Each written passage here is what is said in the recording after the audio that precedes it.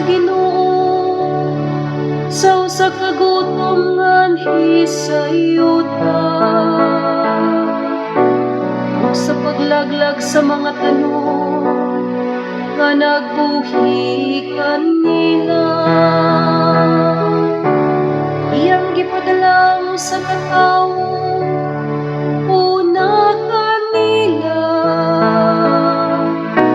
si Jose nga gibaligya hingugo sa kaulipon.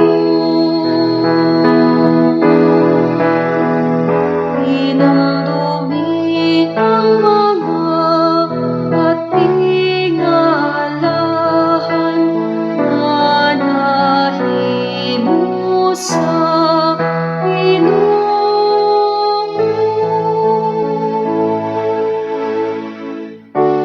Ila siyang gikargahan ug mga gapos, ug gipusasa ug mga kadena. Hangtod nga ang iyang panag-an natumang,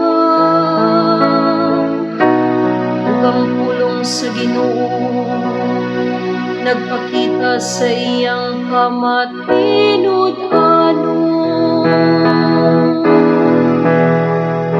Inumdumi ang mga katingalahan nga nahimo sa Ginoo.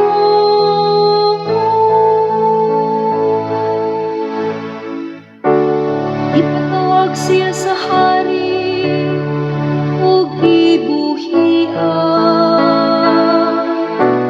ang magmamando sa katawhan ipalingkawas kaniya. Ihimo siya nga galon sa iyang balay, ug magmamando sa tanan niya mga katigayunan.